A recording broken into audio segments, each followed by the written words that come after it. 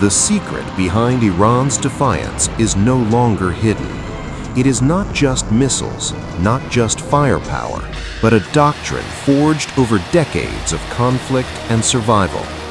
A doctrine built for one purpose: to confront stronger enemies without fighting on their terms.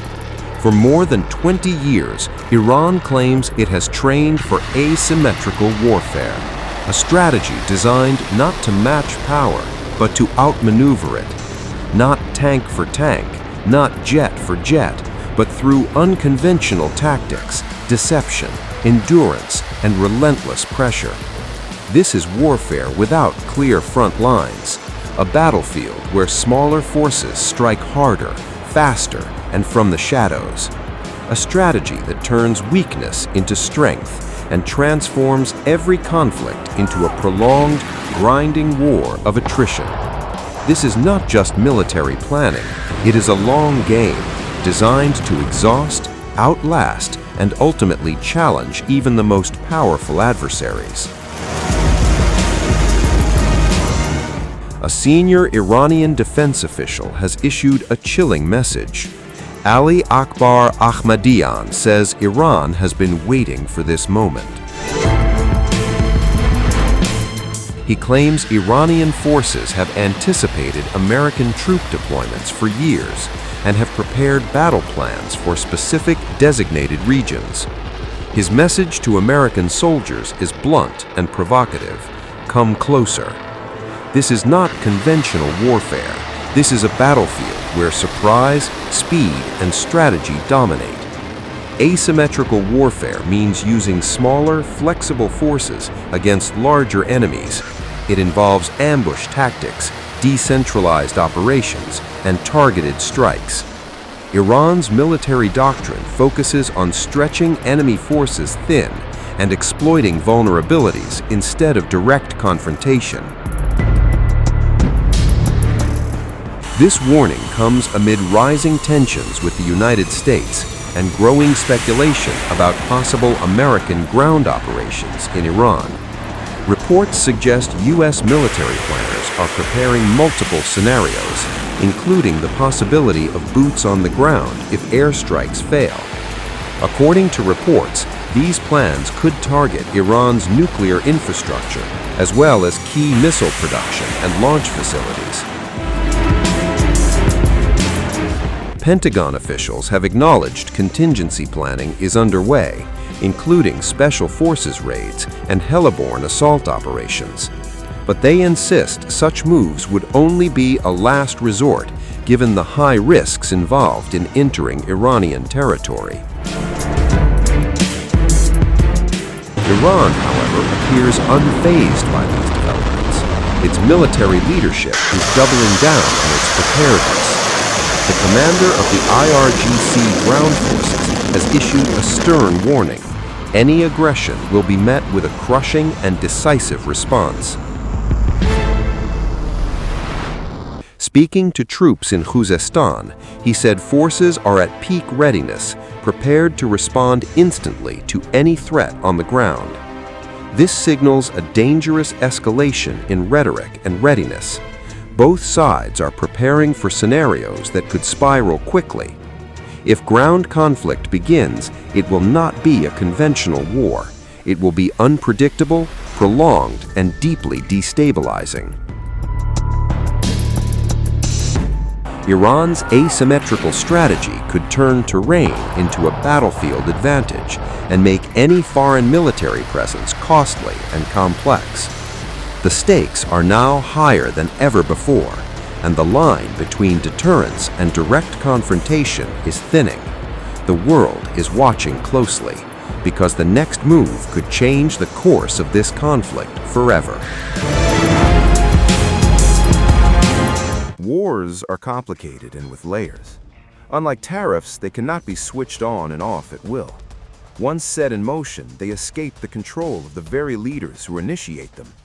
That is precisely the situation which U.S. President Donald Trump has been facing, a conflict he escalated toward the brink, but one where the exit is no longer entirely his to choose. Because this is no longer just a military confrontation, it is a strategic trap, and Iran has carefully set its contours. At the heart of that trap lies leverage, not dominance. Over the past few weeks, Trump pushed the confrontation to its limits. Tehran responded with its own escalation ladder: retaliation against Gulf infrastructure, disruption of shipping lanes, and the implicit threat of dragging the global economy into crisis. What emerged was not a decisive showdown, but a deadlock, one in which both sides understand the cost of escalation, yet neither can easily step back. For Trump, the problem begins with credibility. After days of oscillating rhetoric, threats one day, hints of diplomacy the next, the U.S. position has become difficult to read, not just for adversaries, but for allies as well. When Trump claimed progress in talks with Iran, even suggesting multiple points of agreement, Tehran flatly denied that any negotiations had taken place. President, Iran's foreign ministry says you're not telling the truth when it comes to productive conversations to end the war. Well, they're going to have to get themselves better public relations people. We have had very, very strong talks. We'll see where they lead. We have major points of agreement. I would say almost all points of agreement. Perhaps that hasn't been conveyed. The communication, as you know, has been blown to pieces. They're unable to talk to each other. But we've had very strong talks. Mr. Witkoff and Mr. Kushner had them. They went, I would say, perfectly. I would say that if they carry through with that, it'll end that problem, that conflict. And I think it'll end it very, very substantially. We have very much in mind our partners in the Middle East. We've had great relationships with a lot of them, as you know. A lot of them were surprisingly hit. And I was surprised to see it, and so was everyone else. But we have, they're very much in mind in the discussions. So the discussions took place yesterday. They went into yesterday evening. They want very much to make a deal. We'd like to make a deal too. We're going to get together today by probably phone, because it's very hard to find a country. It's very hard for them to get out, I guess. But we'll at some point very, very soon meet. We're doing a 5-day period. We'll see how that goes. The contradiction is more than diplomatic noise. It signals a deeper issue: the absence of a stable, coherent pathway out of the conflict. And that uncertainty is exactly where Iran finds its advantage. Because while the United States retains overwhelming military superiority, Iran has demonstrated that it does not need to win a conventional war to gain leverage. It simply needs to raise the cost of every American option. Nowhere is that clearer than in the Strait of Hormuz. By effectively tightening its grip over this narrow maritime artery, Iran has shown its ability to disrupt global oil flows at will. The consequences are immediate and far-reaching: rising energy prices, shaken markets, and mounting pressure on governments far beyond the region. In doing so, Tehran has expanded the battlefield from the Persian Gulf to the global economy. This is the core of the trap. Every escalation by the U.S. now carries not just military risk, but economic fallout that reverberates worldwide and politically back home. There are already signs of this dynamic at play. Trump's sudden pause in strikes coincided with volatility in global markets, falling equities and surging oil prices. The de-escalation helped calm that turbulence, with markets rebounding and crude prices easing. Whether intentional or not, the sequence reinforced a growing perception that military decisions are now entangled with economic pressures in ways that constrain Washington's freedom of action. Iran understands this interdependence and is exploiting it. At the same time, the military dimension offers no easy answers. The forces required for a deeper, sustained campaign, whether targeting key Iranian assets like Karg Island or securing maritime routes, are still assembling. Even if deployed, there is no guarantee of a quick or decisive outcome.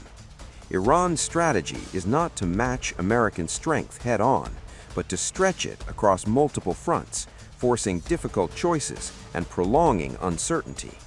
This creates a second layer of the trap: time. The longer the conflict drags on, the more variables begin to work against the U.S. Market instability, political pressure, alliance management, and the sheer unpredictability of escalation. For Iran, which has long operated under sanctions and isolation, endurance is not a weakness, but a familiar condition. For Washington, it is a growing liability. Yet the diplomatic route, the obvious exit, is itself fraught with complications. Even if talks were to begin, it is unclear who would negotiate on Iran's behalf. The regime has suffered significant losses among its leadership, and authority appears increasingly fragmented. The potential rise of harder-line elements, particularly within the Islamic Revolutionary Guard Corps, suggests that any negotiating position may be more rigid, not less. Moreover, Trump's own approach to the conflict complicates matters further. His pattern of escalation followed by partial retreats may be intended to create negotiating space, but it also risks being interpreted as inconsistency or weakness, encouraging Iran to hold its ground rather than compromise. From Tehran's perspective, the signals are clear. Pressure is working. By demonstrating its ability to impose economic costs and sustain disruption, Iran may calculate that time is on its side.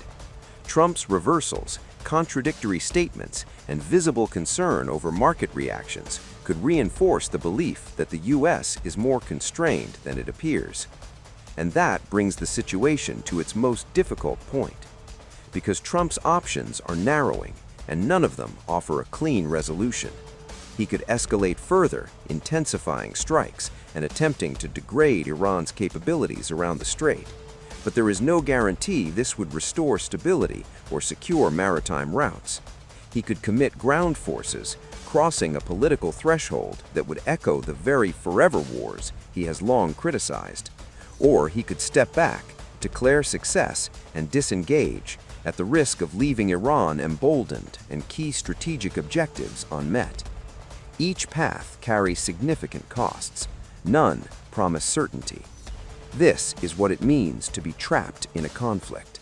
Not that defeat is inevitable, but that control is limited. That every move creates new risks. That the ability to dictate outcomes has been replaced by the need to manage consequences. Iran has not defeated the United States in any conventional sense. Its military losses have been severe, its infrastructure under pressure, and its leadership weakened. But it has achieved something strategically significant. It has turned its vulnerabilities into leverage. Iran has reshaped the conflict into one where the stronger power finds itself constrained, uncertain, and searching for an exit that may not yet exist. And that is the essence of the trap. Because in war, as history repeatedly shows, the hardest question is not how to begin, but how to end.